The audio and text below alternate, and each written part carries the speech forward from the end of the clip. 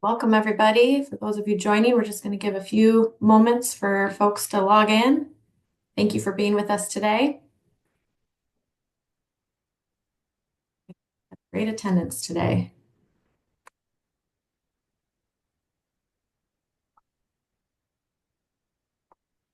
We will get started in just a second.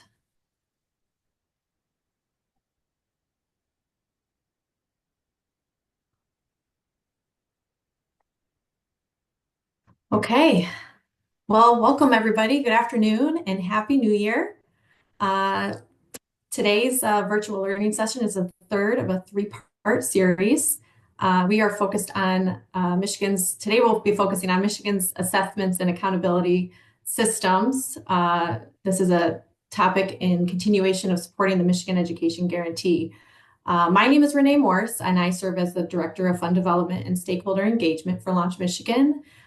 We would love to hear from you, so please feel free to reach out to me at any time.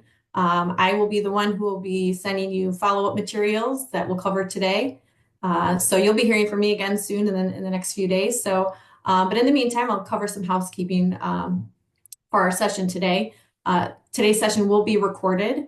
The recordings will be shared on our website and posted on our socials. So we encourage you to follow us on our social media sites if you aren't already. We do anticipate you'll have questions. And we encourage you to place those in the Q&A. We will be addressing as many questions as we can. So feel free to post those at any time throughout the duration of the presentation. Again, we look forward to engaging with you all in 2025. This is an exciting year for Launch Michigan. And so we hope to also deliver some more learning sessions for you. And so stay tuned about those. In the meantime, I believe that covers everything. So I would like to turn everything over to my president and CEO, Dr. Venessa Keesler. Vanessa? Thanks, Renee. Hello, everybody. Happy January. Happy 2025. Thank you for joining us on the first Monday of January. Somebody referred to this as the worst Monday of the year.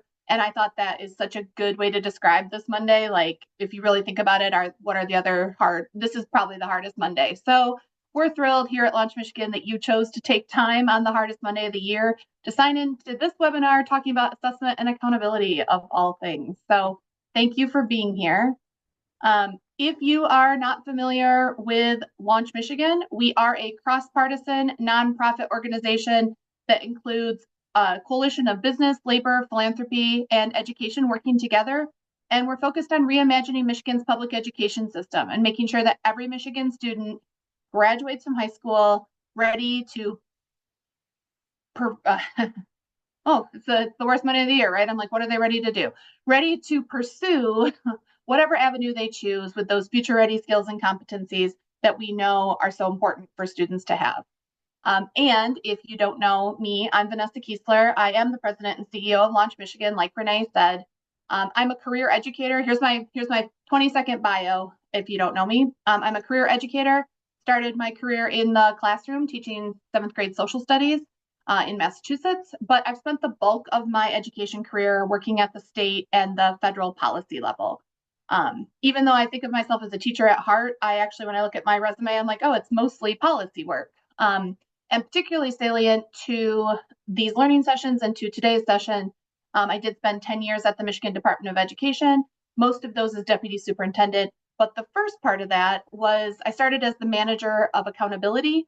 That was my first position at the department, and then became director of evaluation research and accountability, evaluation strategic research and accountability, and then became deputy over the division that included assessment and accountability, as well as standards, some of the things we were talking about in the prior learning sessions, educator talent, charters, strategic research, educational technology, a bunch of really cool stuff. So that I'm going to borrow heavily on that experience talking today, both the technical part, but also just the lived experience. And I can see from the participant list that I have some former colleagues on here, so they'll probably be reliving some of this right along with me. So why is Launch Michigan talking about any of this right now? So the major reason, and the reason we started these learning sessions is in support of the Michigan Education Guarantee. And again, if you've been following along with these learning sessions, or if you've been following our communications, you know that this is something we've been working on all year. So about a little over a year ago, the Growing Michigan Together Council produced their report about what Michigan needs to do to grow its population. There were a lot of recommendations in there, but there were a whole chunk focused on K-12 education. And the top one was that we need to commit to the guarantee that every Michigan student graduates with those future-ready skills and competencies needed to thrive in work and in life. And since that time, Launch has been working to take that recommendation, to lift it up, to look at what we already have. And that's a big impetus for these learning sessions is you never start in education with a blank slate. It is not an empty canvas. There are policies in place, there's practices, there's law, there's things we've tried, there's things we're trying. We also in education often suffer from try something for 2 years and then stop and then try again. So it's really important as we think about the realities facing the state, the reality that our students are not graduating as competitively as we want them to. They're not ready to go. They're going into the workforce. Employers are saying they're not ready. Kids are finding, higher ed difficult. Our test scores, there's a lot of data that points to Michigan needs to focus and improve. And we need to do that strategically. And we need to do that with an understanding of the context that we already have. If you joined our last session, I used the tapestry analogy. So if it's a repeat, I'm sorry, but if not, all of this is like a tapestry, right? There's laws and practice and rule and all these pieces woven together. And if we want to change pieces of the tapestry, you can't just like cut out the part you want to change and then put a new part in. You have to understand how the threads fit together. And sometimes it means a whole new tapestry, right? Sometimes you can't really unweave part of it. But even then, you have to understand what the bigger picture is. So we wanted to do some learning sessions that talked about some of the components of a guarantee. So a guarantee would include something about graduation standards. It would probably include something about content standards.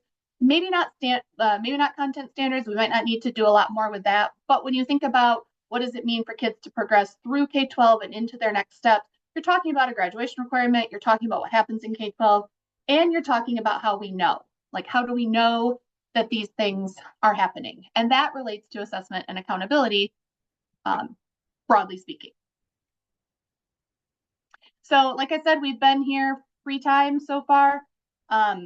We did graduation requirements. We did the Michigan landscape around content standards and our merit curriculum. Today we are here at accountability and assessment. All these sessions are recorded, like Renee said. So if you missed one and you want to go back, we'll send out the link to that, and it's available on our website as well. Okay, so for today, our objectives are, I just was told my screen is not sharing. So give me a second to figure out why that might be. Is it sharing now? It is not sharing yet.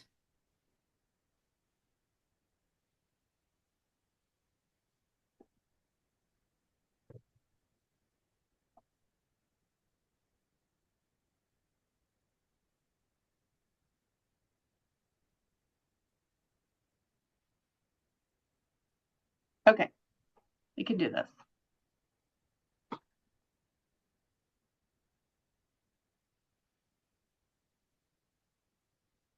I really apologize, everybody. Yeah, Sarah, if you would like to share, that would be great.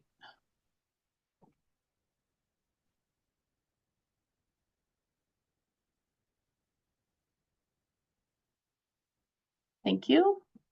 So if we can go to the objective slide. Thanks everybody for the patience. I guess my share function in Zoom is also having a Monday and did not want to participate. Next one.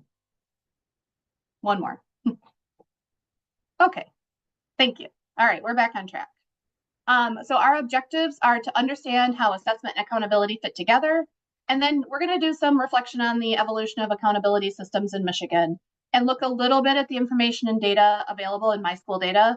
I do want to say right up front, this is a very high level overview. It's more about context and what's involved in these different systems. It is not a detailed unpacking. It's not really an update on what's happening right this minute. The MDE does an excellent job sharing about all of this. They have great web pages for assessment and for accountability. If you're not already signed up for the Thursday communication, the assessment and accountability spotlight, you should be. That's where the most up-to-date information is. So this is really more at a policy level, at a 10,000-foot level, looking back at the last 10 years, understanding where we were, where we are. But there's a lot more information that could be shared about all of this. And again, our colleagues at the MDE do a great job with this. So there's more resources that you can find on their website. This is a little bit different view. Next slide, please. One more. Okay, next one. Okay, so assessments. Why do we do assessments? Why do we have accountability? The purpose of assessment, it's always good to talk about this because assessments, since they've been around for a long time, but since they became high stakes around the No Child Left Behind time, early 2000s, there's a lot of things that we've asked assessments to do. There's a lot of ways we feel about assessments. Sometimes it's hard to remember, like, what is the actual purpose here? And so assessments are designed to help educators, caregivers, and communities understand the extent to which students have mastered content and skills.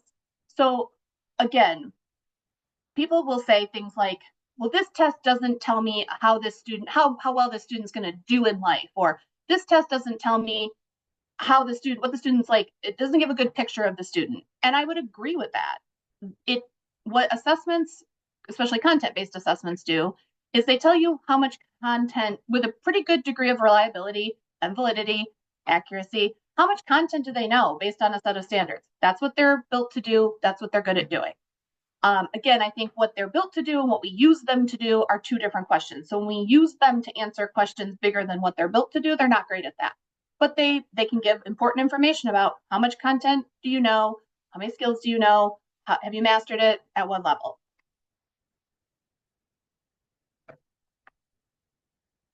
And again, this is a very high level overview of a lot of information, but in Michigan, some people do not really understand what we already do in terms of assessment.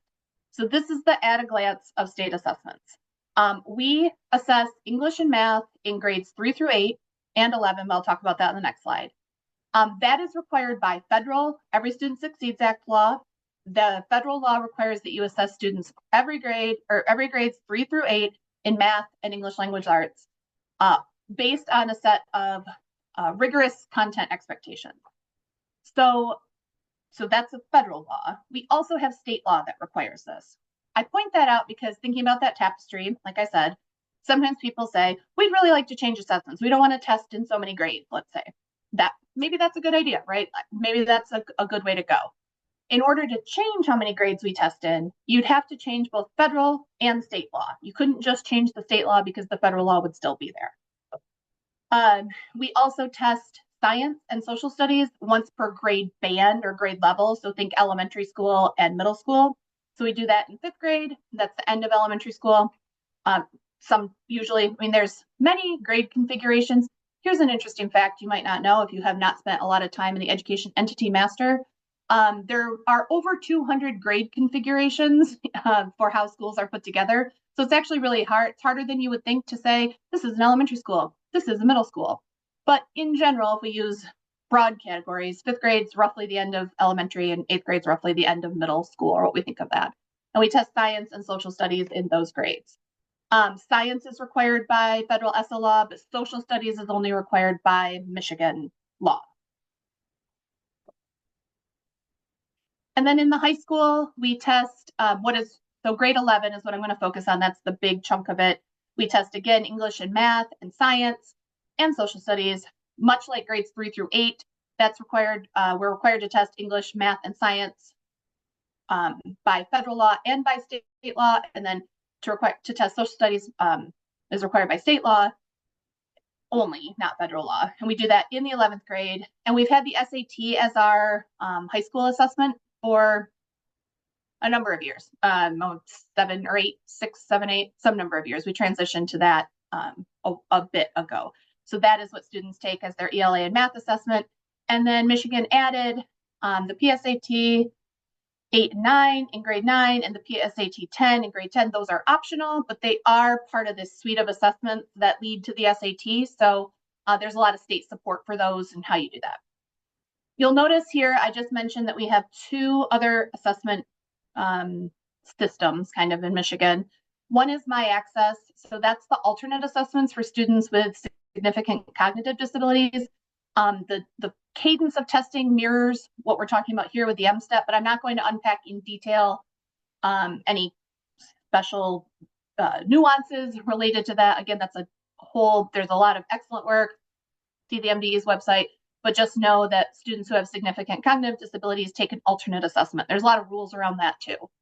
And then we have the WIDA assessment, which is assessments for students who are learning the English language. And there's testing for that in grades K through 12. That again is governed. It's a bit of a different animal. I'm not going to unpack that here. But that's roughly speaking, that's our full suite of state assessments. And then thinking about accountability systems are meant to focus on key indicators of student achievement and outcomes.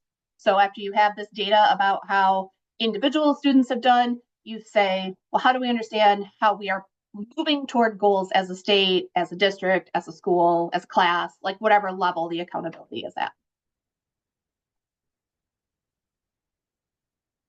If you attended our last webinar, you'll see this is a repeat, but this is another thing that I see that people don't always understand, like how academic standards, assessments, and accountability work together. So just to recap, or just to make sure we're all situated, when a state, Michigan, has developed and adopted academic content standards in English language arts, in math, in actually 13, I think was the number from last time, different areas. We were required to do that by federal law for some of them. The federal Every Student Succeeds Act does require you to have content standards in English language arts, math, and science. But what they are is left up to states. So you develop and adopt these academic standards, and they say, this is what students need to know. This is all the major ideas in this discipline. And then there's this act that you go through where you say, well, how much of these standards? The standards tend to be pretty detailed and tend to be pretty broad. And if you've ever been involved in a standards, developing academic content standards, you're asking, how do we understand a whole discipline and then break it into what kids need to know at each level? So there's more content in there than is reasonable to test, because we can't just test forever and ever and ever, nor should we. So you figure out how much of those standards you need to measure to get a good representation of the standards. And then you create test content to measure those standards. So you write items, you vet the items. Michigan's items go through a really rigorous and industry standard process of validation for how they perform, for bias, for content. Can kids understand them? There's piloting, and then there's field testing. So when kids see items on a test, and it's for real, like it's counting, those items have been through a whole process to make sure that they're functioning well, and they measure the content and there's no issues with them. So that all goes into the test, and the kids take the test. And then there's a question of how much of this content do you need to know to be determined to be proficient? And proficient generally means on grade level, or knowing enough of the content standards that you've met enough. And again, you can tell my psychometrician friends on the call will be like, oh, that's so imprecise. But this is, I think, something that's hard for people to understand, like, what is proficiency? And proficiency really does mean you know enough that we can say, you know that thing, like, you know about it. It doesn't mean you know every single thing. It's not a guarantee of future performance, but it means you got enough of the content that we're like, yes, generally speaking, they've got the right thing. So that's when we talk about kids being proficient or not, or where they fall in the proficiency range. Over time, between really federal policy drove us to this idea of set a proficiency cut and then figure out how many kids met it or didn't meet it and build that into accountability systems. I think there's been a lot of good discussion and work since then to say, well, proficiency isn't the only cut. There's other cuts, when they're not yet proficient, but they're making progress, they're on their way, or there's definitely a difference between not knowing any content and knowing some content, but not being totally proficient. What does that mean? And there's also been a lot of conversations around what else should go into accountability, which is my next slide. So there's also other factors that you want to consider when you're doing accountability. And a few of those, ideally, and I would say when I do kind of a retrospective on 25 years almost of working in accountability, often it's not done this way, this ideal way. So ideally you say, what matters to us as a system? Like what matters to us as a state, or what matters to us as a district or school? What matters to us? What are we trying to achieve?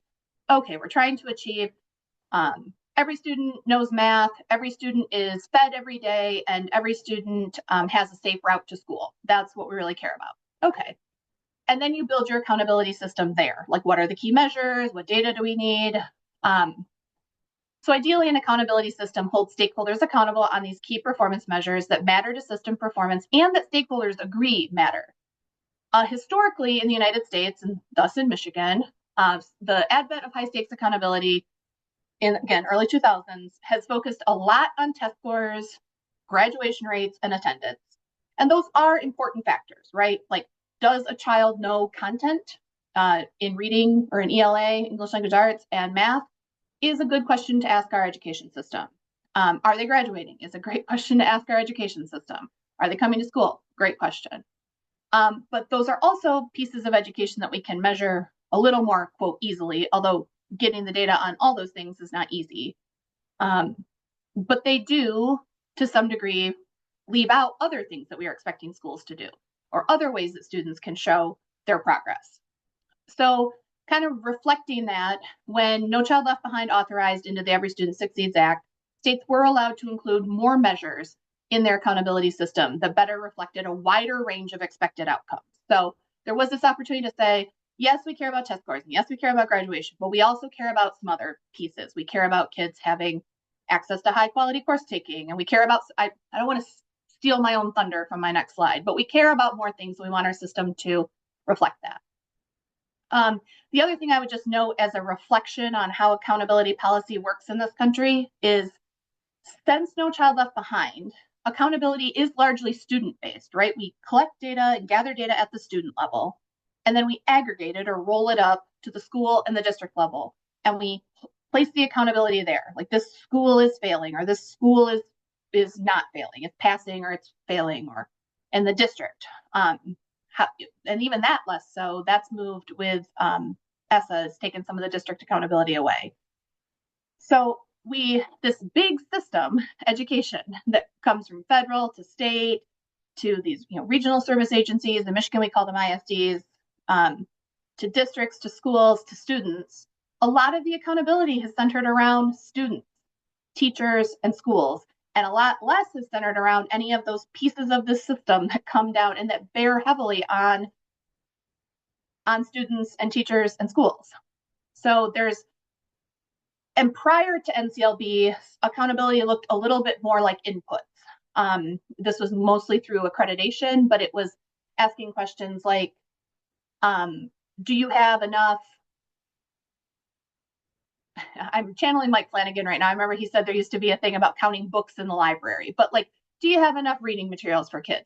Do you have the right opportunities? It was more inputs based or opportunity based. There was outcomes too, but there was maybe 4 pieces.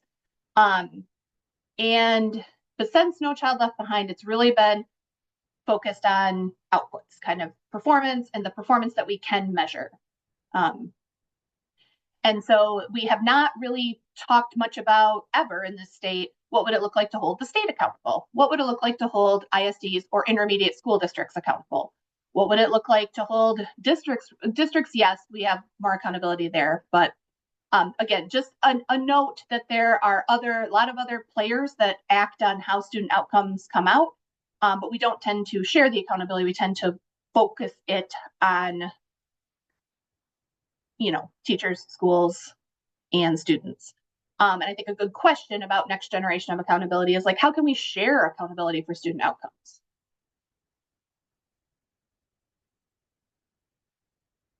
Okay, this is where we get a little bit into the storytelling, and I'm going to try not to just yap for like ever, because we could, what does the kids say, trauma dump about this for a while. I'm not going to do that.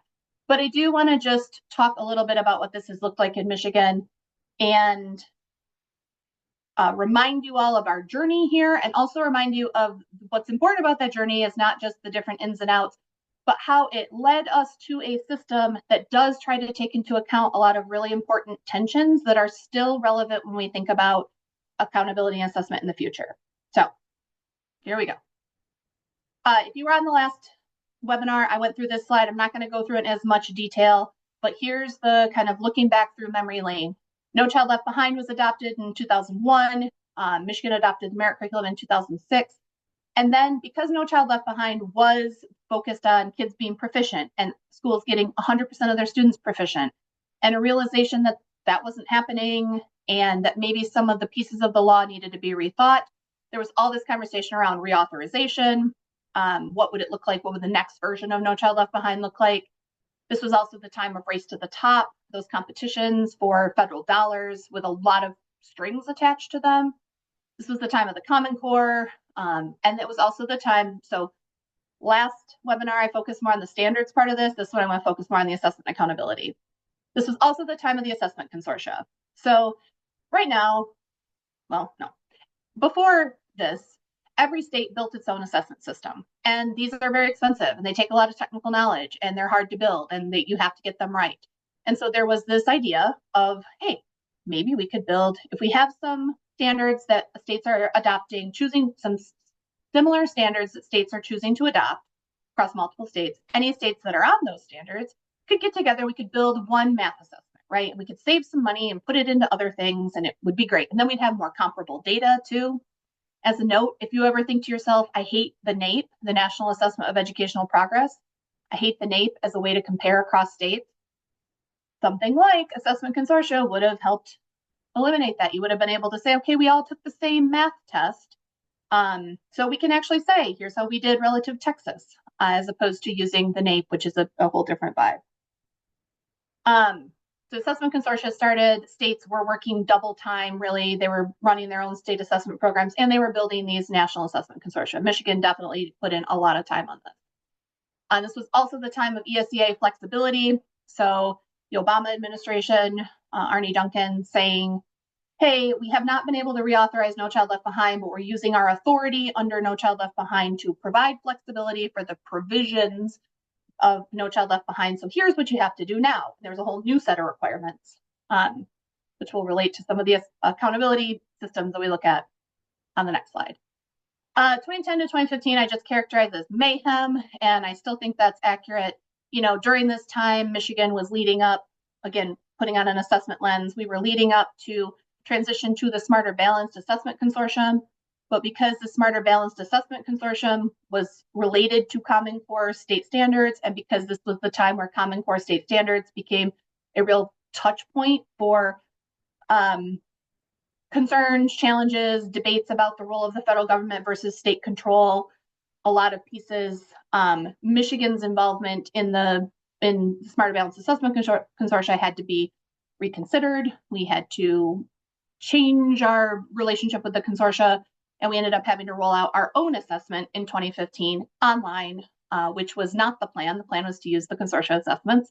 So that was a lot of challenge, a lot of change. It was, definitely a ton of work for the Michigan Department of Ed people, but it was a lot of confusion for districts, right? And schools and students. So when you say, oh, we use tests and we use accountability to hold us accountable on our agreed upon goals, this was a time when we didn't have agreed upon goals or assessments or knowledge of what was happening. It was just very chaotic for everybody in the system. In 2015, things start to settle down a little. NCLB did reauthorize into the Every Student Succeeds Act. Michigan did transition to the M-STEP, and we began the process of developing our current accountability system. And there's an asterisk there that I'll talk about in a minute. So that was kind of what we've been up to for the last 15 years. And you can see that that is just a lot of change and shift. There was also a lot going on at this time in terms of funding. There were reductions in funding. This was right around the recession. There was some disinvestment. This also layers on with school reform, school takeover, emergency managers. So this was a very chaotic time in Michigan. And I just say that to say, as we go forward, we want to avoid chaos. We do want to change. We don't just want to change so much or be too swayed. This is me just pontificating now. When we are too swayed by chasing after new federal regulations or the latest political fad or, kind of whipsawing from one side of the aisle to the other, you get this for education. You get we're going to do this. No, we're going to do this. We're going to do this. And in the meantime, students and teachers and leaders and schools and districts is increasingly hard for them to make progress, to know even what they're progressing toward, to have the supports to do it. And then the rest of us turn around a few years later and we're like, wow, scores are down and things are rough. Yes, that can happen. So our hope for the future is that we identify where we're trying to go, we get on the same page and we go there. And that might sound Pollyanna, but that is honestly the only way that we make progress as a state. Other states that have made progress, that is what they've done. They've gotten on board, they have aligned assessments and accountability with funding, with governance, with all these other pieces, and they drive in the same direction and people have some sense of where they're going. Okay, you might have thought that the trip down memory lane was over, but it's not, but it almost is. We had, if you weren't counting, we had 7 different school accountability systems in a 10-year period. So just let that sink in. If accountability is meant to be this like continuous improvement guidance where every year you check back in against your goals and you see how you're doing, and we shifted it 7 times in 10 years, that's pretty hard, right? For people to know where we're going. And I will not bore you to tears by going through maybe a fun side learning session would be everybody tell their favorite horror story about any of these, or worst memory or best memory or whatever. But this is what accountability looked like in Michigan since 2010. And again, I really lived this. This is like a little like walk through my resume at some level. But when I came to the department, we were still running adequate yearly progress. It was the first year of the persistently lowest achieving list, which was kind of a race to the top thing that we had started. It's where we identified the bottom 5% lowest performing schools, put them on a list, put them in a pretty significant, this was what was it even called? This was the turnaround. Like you had to turn around within so many years or you were closed. This was also the year where the school improvement grant money, that's what it was, school improvement grant money. The feds required that if you were on this list, you had to fire your principal. So my little anecdote I always tell is the first presentation I gave as a department employee was the methodology for this list to the people, the principals, and the staff of the schools who had just been put on the list. So that was a good trial by fire and very painful for everybody. More for the people on the list who were in danger of losing their job, I would say. We kind of morphed the PLA list into the top to bottom ranking, and this was the era of priority schools, focus schools, and reward schools. That was all stuff we did under ESEA flexibility to meet the requirements of those pieces. We also, during this time, debuted the Michigan scorecard. So one of the things that people hated about AYP is it was dichotomous. It was pass or fail. Either, there was no gray area. So me being younger in my career and thinking, I said to the team, hey, how about, we could do like colors. We could do like red, yellow, and green, or, we could do more colors like red, orange, yellow, lime, and green. Well, it is good to have more categories. Unfortunately, the debut of colors like lime and other things were hard for people to understand. Like, what does it mean to be a lime school? And how do I make sense of this? And how does this scorecard fit with the top to bottom ranking? These are all good questions. So we cleared all that out around ESSA.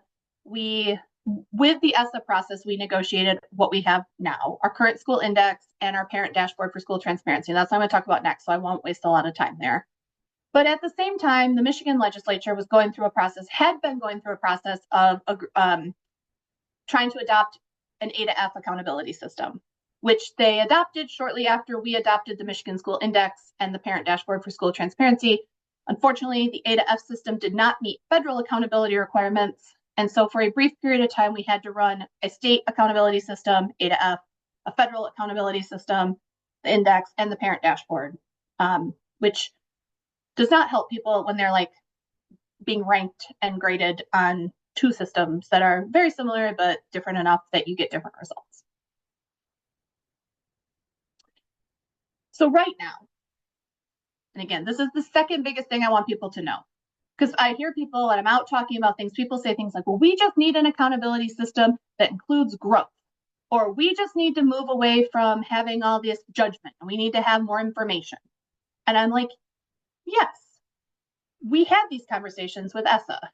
We did lots of stakeholder engagement. It was at that point coming out of then State Superintendent Brian Wiston's work, listening to her, built on that, did a lot more stakeholder engagement. And people were saying the same thing then, like, we need more things in our accountability system. We need data that's not always about judgment. And so what Michigan built at that point, what still exists today, and again, for more updated information, you should see the department's resources on this, but what still exists today is our federally compliant index system.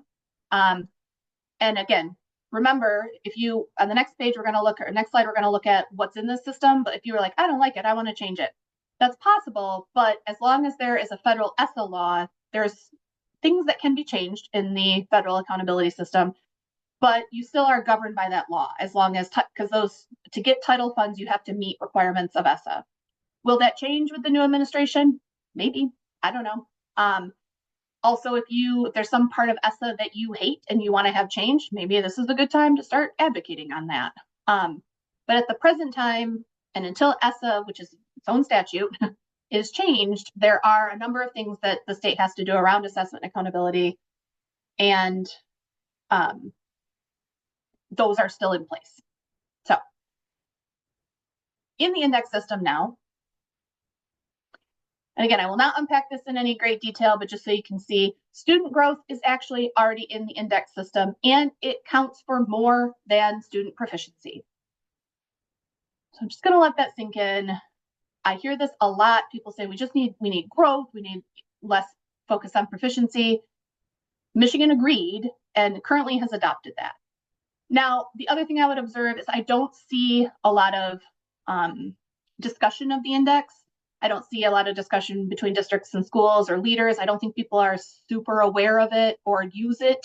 So ideally, the system, which includes growth, proficiency, and then look, it's got all these 14% of the total score is based on a number of other indicators of school quality. So attendance, access to arts and physical education, access to librarians, advanced coursework like AP, IB, dual enrollment, et cetera, and post-secondary enrollment. So we put 14% of our total score based on things that aren't just tests, they aren't just graduation rate, they are meaningful factors that relate to student success and school quality. You can see graduation rate, English learner progress, and then some participation points. So in an ideal world, we have this system that includes lots of great indicators. Ideally, then districts and schools look at it each year and say, okay, how do we do? Where can we grow? How can we relate this to our continuous improvement plan in MyKIP? How can we use the data of the next index to track progress toward it? That's where I see the gap is. So what I caution us to do, again, we've had 7 accountability systems in now 14 years. It's probably not a different accountability system. It's probably using an accountability system that we have, or tweaking the one that we have, but using it. If we don't use it for improvement, it doesn't matter. You can rearrange the data 18,000 times and you still don't use it for what it's meant for, which is to have those internal conversations around how did we do? How did we not do? Well, what can we do better? And what are we going to do better? What is the action? Because accountability is only a thermometer. It's not the treatment. It's not the intervention. It's just information. Okay. Lastly, I mentioned this before, and again, this will be a very high-level overview. At the same time that Michigan adopted the index system, we also adopted the parent dashboard for school transparency. That was a very thorough process, working with a lot of parents. It's easy to use, and it has more data in it than the index, and less judgment about the data. Sarah, you can just kind of roll through these. Yeah. So yep, let's stop here for a second. So it has more data. There's a bunch of stuff about school overview, but there's also information around like teacher experience, student support staff, teacher retention, and there's data on there around school services and offerings. So schools can submit, we can go to the next slide. Schools can submit what they offer in terms of clubs and comprehensive support and all these things. So you can, this is a more holistic view of what schools are. If you don't go to the parent dashboard when you're trying to learn about a school, I'd really encourage you to start. It is actually a great resource. It's super easy to use. It's got a cool map lookup function. Like, it was good work. It remains good work. I'd love to see it used in this state more. Just a quick shout out. We took these slides from the MDE's template for slides for sharing about the parent dashboard. So you can also go to those slides and use them to share data about your school or your district with anybody you're talking to. We are getting close to time, so I'm going to just have us go to the conclusion, and then I see some great questions coming in the Q&A. So looking ahead, again, going back to the guarantee, sitting where we sit at Launch Michigan, looking at the reports, talking as we do across our coalition of business, labor, philanthropy, and education, we have a lot of pieces of this, but we lack agreement on, yes, these are the future ready skills that every student should have, and this is how we best ensure them. And so step one, let's agree on those skills. Again, we have pieces of this, but we need to agree there are these 5 or these 10 or whatever it is. And then we need to make sure we have a system that can provide those opportunities.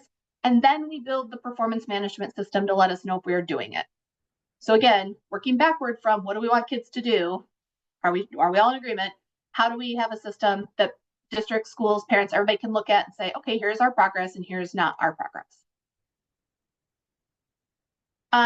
So here's what we would offer as our observation.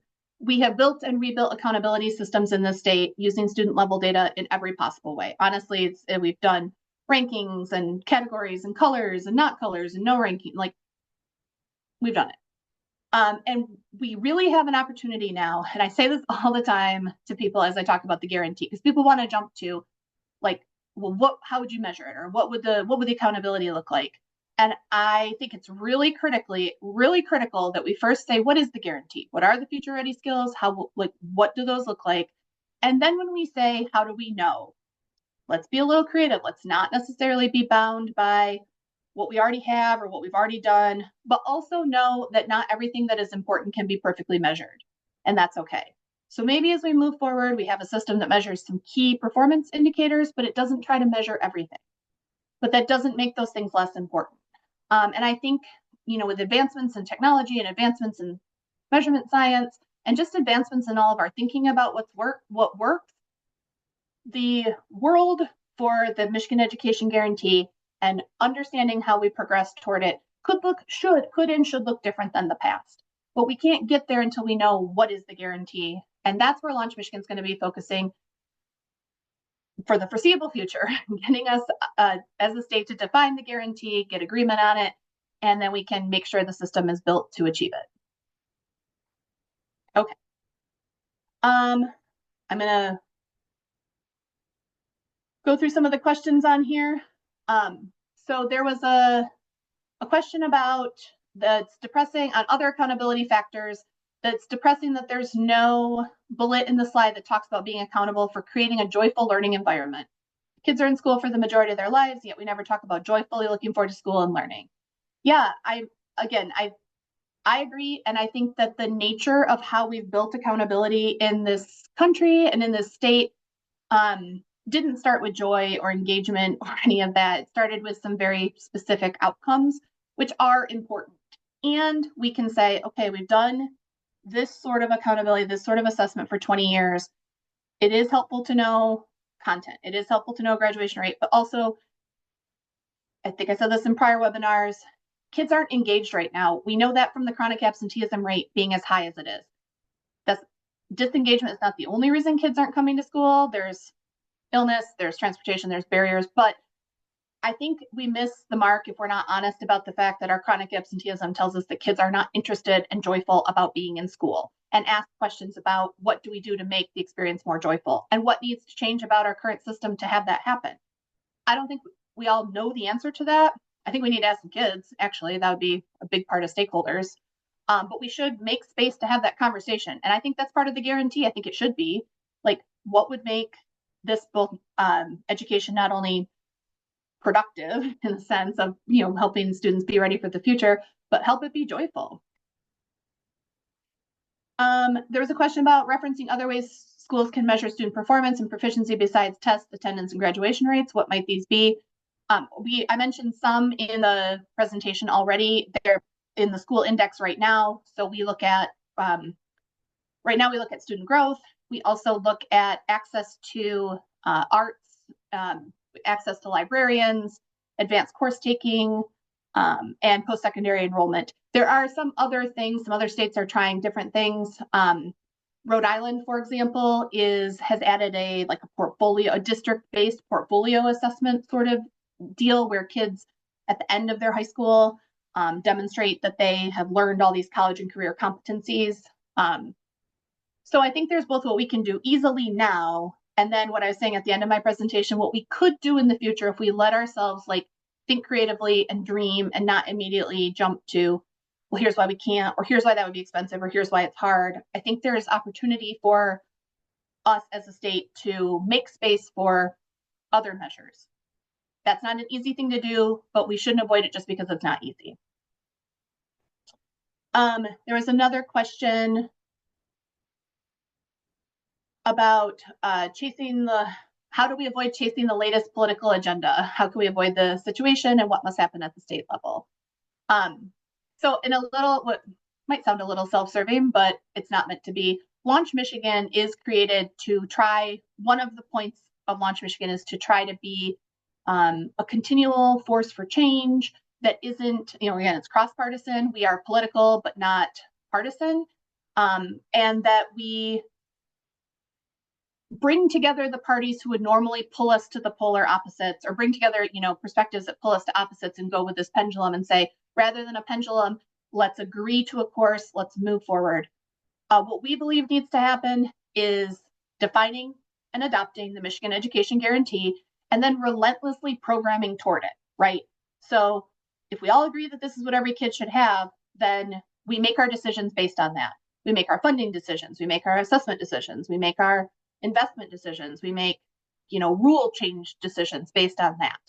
So that, if Michigan has lots of plans right now, but we don't have a shared goal. And so without a shared goal, it's really hard to make progress. And I think, okay. What are the conditions necessary to get us to use an assessment system for improvement? What don't we have, and what would it take? I think two things. I think assessment system wise, we have a lot of the tools. People aren't going to like this answer, but the assessment system that we have, the state level assessment system we have, is as good, if not better, than any other state level assessment system. And we have invested in the state in the last few years in local benchmark assessments, so the abilities for locals to buy and use those assessments that happen throughout the year and couple them with the state assessments. I think what's critical is that we keep having candid conversations about, one, we can't be afraid of assessment or discount it all the time or say, oh, well, this test doesn't mean anything. And the flip side of that coin is we can't keep just bludgeoning people because their test scores aren't perfect. If we're going to have assessments be for continuous improvement, we have to create a better safe space to say, these are the real data, this is how we improve, this is where we're not improving, and use them. And again, they are giving us information about content knowledge. In terms of accountability, I already kind of went through that in this presentation. I think we need people using the data. We need schools and districts using it in their continuous improvement process, key it to their goals, key it to their decisions about interventions, about strategies, about investments, about professional learning. And then you'll see the data moving progress. Right now we have data and we have stuff that people are doing, and they rarely meet up in the way that they should. Okay. I know we're a little over, but I do want to answer some of these questions. Have people at the state level and or MDE talked with other states about how they are measuring growth and proficiency differently than we are? I don't want to totally answer for my colleagues at the department now, but I know when I was there, and I know this is still true. Again, what's the term? Prophet is without honor in his or her own town. When people who are in assessment and accountability in Michigan leave Michigan, people are like, oh my, Michigan, wow, you guys are really the best. You lead the nation. You have the Cadillac of everything. And then here everybody's like, why do we have crap? So yes, they definitely not only talk to other states about what they're doing, but talk regularly to the feds about what's allowable. Are staffed with like really excellent measurement people. And I'm not just saying this because I used to work there. It's really talented people with really high level of training. I think the big difference, the thing to know is that we still have only an annual state assessment. And so when you have an annual state assessment only, you are limited in your growth options to things that do annual to annual growth. And that's essentially what we have, student growth percentiles. Some other states have more state required assessments that happen, in the fall, in the spring or whatnot, and then you have more growth options. So that would be us agreeing as a state toward more required testing, and that has not been that's not been a conversation that's been very palatable or interesting to people for a while.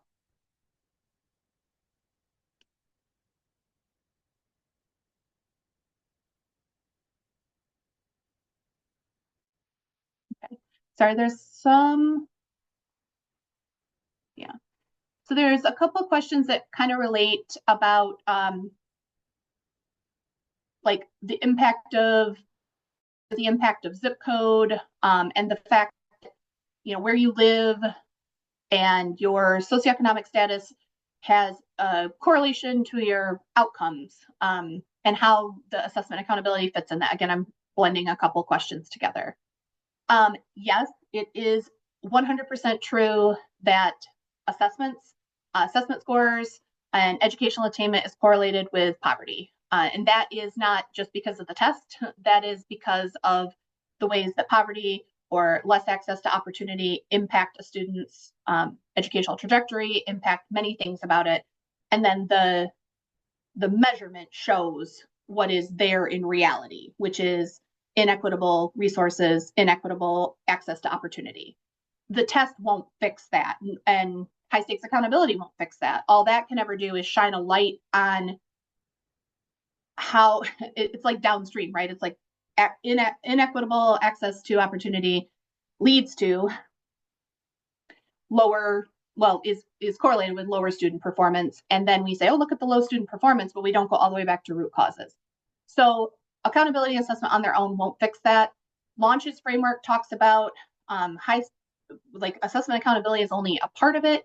The other parts are adequate and equitable funding and governance throughout the system, like a true from top to bottom understanding and agreement on making sure that everyone in the state, every child in the state has an equitable access to education. So I just want to, this is not a thing that assessment accountability fix. And I think it's something underlying federal policy and state policy for the last 20 years or so, like just diagnosing the problem won't fix it. We have to be real about the investments and the supports that are necessary.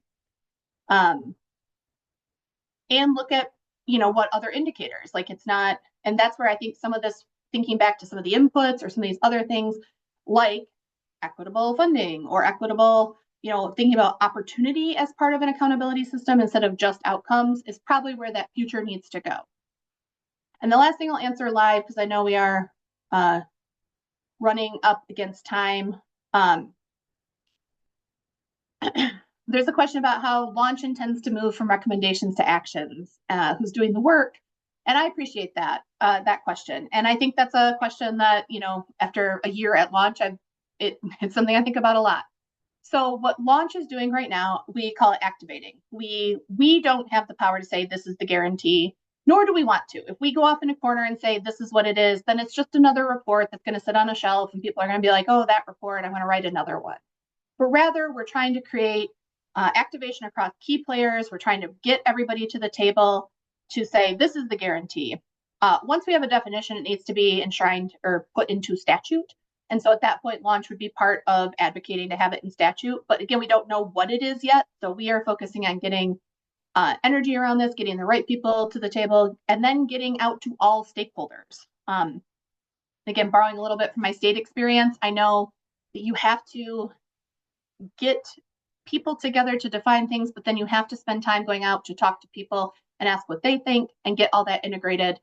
It's the old adage of if you want to go fast, go alone. If you want to go far, go together. So launch is really trying to again, get it defined, not by ourselves, but with people, experts, business people, education, philanthropy, community groups, parents at the table, and then get feedback on it and work toward getting it into statute. Okay, so many good questions, and I did yap a little bit extra about my time in the accountability and assessment trenches, but appreciate so much your time, and I'm going to turn it back to Renee to close us out. Thanks, Vanessa. And thank you, everybody, for attending today. You had some really powerful questions, and apologies we couldn't get to all of them, but we will be sharing materials in a follow-up email soon. You'll be hearing from me, and we'll share any news of any potential future learning sessions. We encourage you to check out our website. It shares a lot of information to learn more about launch and our efforts. But for now, we want to thank you for being here today and joining us for this series, and we hope you have a wonderful and productive week. Have a great day. Bye for now.